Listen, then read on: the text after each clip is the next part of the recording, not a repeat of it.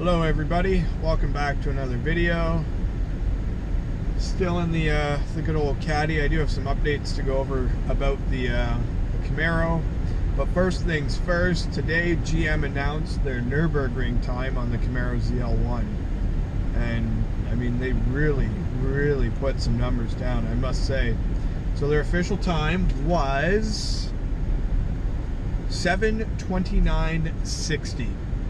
7 minutes, 29 seconds, and 66/10 of a second, which is pretty spectacular. I can honestly say I'm not really that familiar with Nürburgring times, so I was a little bit unaware of what that meant.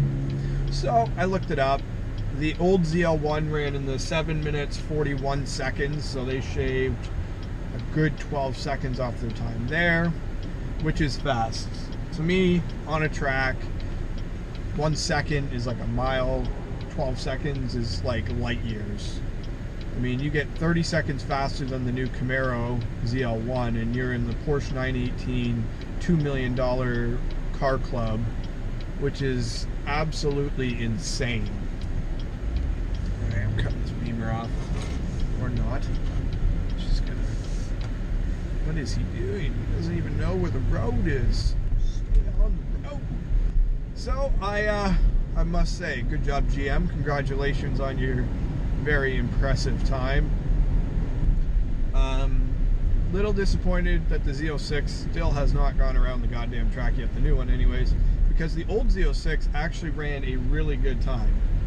It was 7:22.68, so it was still 7 seconds faster than the new Camaro, and that was a 2011, so that was the naturally aspirated LS7 with the 505 horse.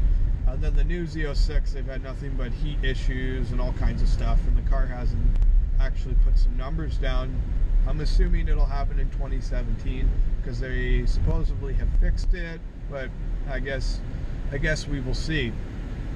So in other news, I have dropped my car off and I am driving my beater rental, which is this 2016 Cadillac SRX, pretty much base model, but I mean, it's alright.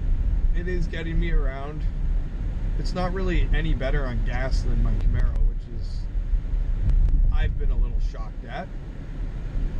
And there is some things that drive me absolutely insane. There's a few small things that literally keep me from ever owning this vehicle.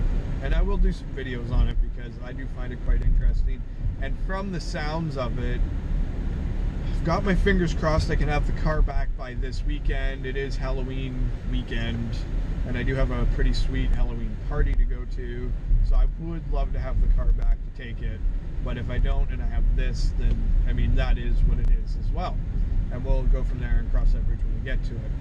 But I was contacted today in regards to what they are going to do with the car, how they are handling the blems and the paint. And they left it up to my discretion as to what they wanted done, or what I wanted done. I am going to have them fix the corner panel.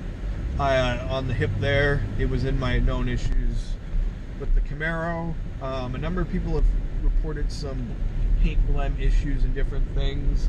I haven't seen any as bad as mine, which is okay. I mean, it is what it is, right? I mean, the rest of the car is so good, and after driving another vehicle of the same value, because this car is within $2,000 of MSRP, I really appreciate the Camaro so much more. And I was coming out of a relatively expensive vehicle into a more expensive vehicle, but now to kind of cross-reference, same year, same kind of money, same kind of features. I mean, the Camaro really is so well done. Like, I can't even stress it enough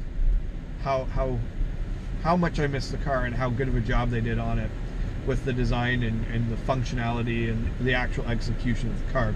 So the rear corner is going to get painted. I am not going to have them repaint the roof. I could have and had basically half my car repainted, but I'm not overly concerned about the roof. It was just little spots. I couldn't find the spots when I took it down to the dealership, parked it in their indoor service bay.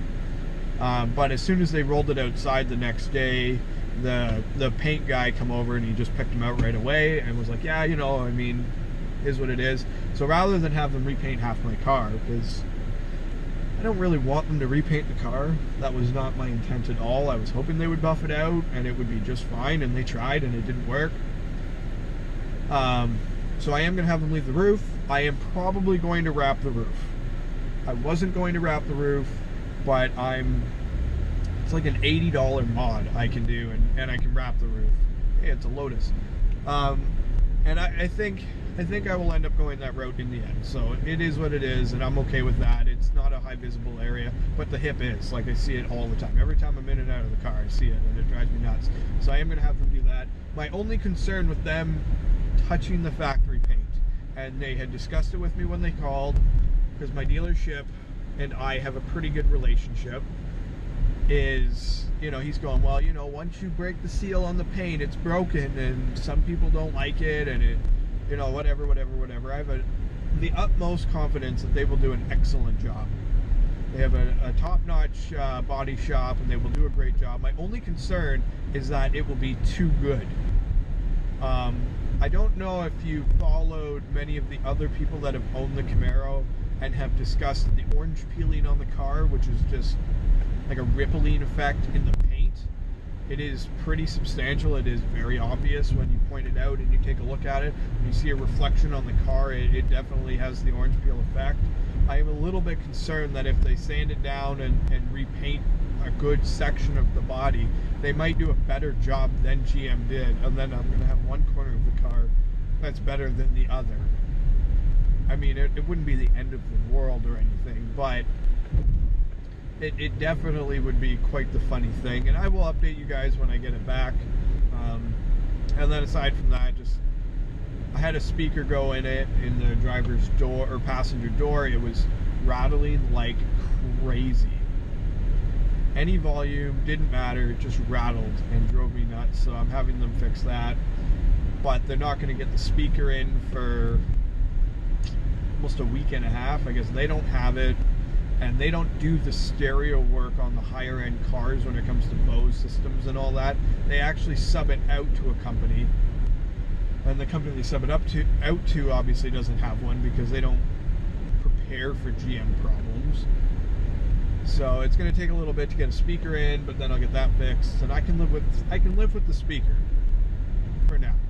But I can't live with the whistle. I can't live with the paint blems, and the trunk obviously being misaligned, and the chips and the paint on that as well, which I assume they're going to fix up as well. So it's going to be a somewhat interesting process. I am quite excited to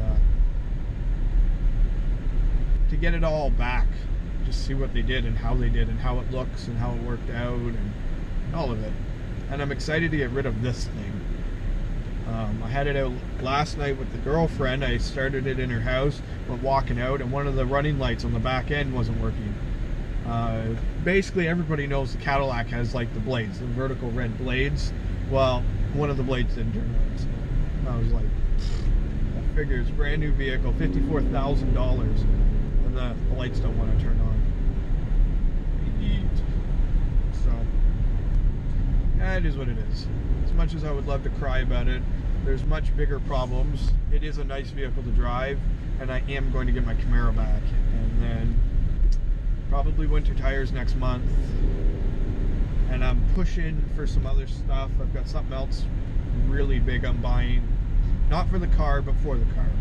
You'll understand it when I announce it, but I'm pretty excited about that, and the only reason I'm not announcing it is because it's still timing and all that is still somewhat up in the air. Whoa, everybody's coming over the line. Why do you not stay in the side of the fucking line? So, that is that.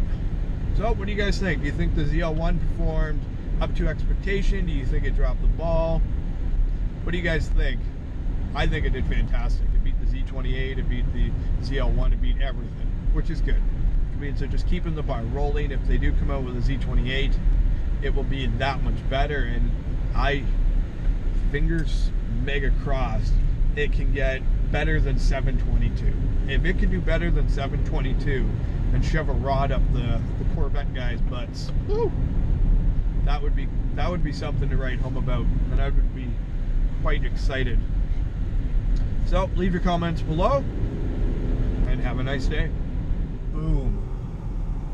Look at that. A taxi with a barbecue. That is so good. What?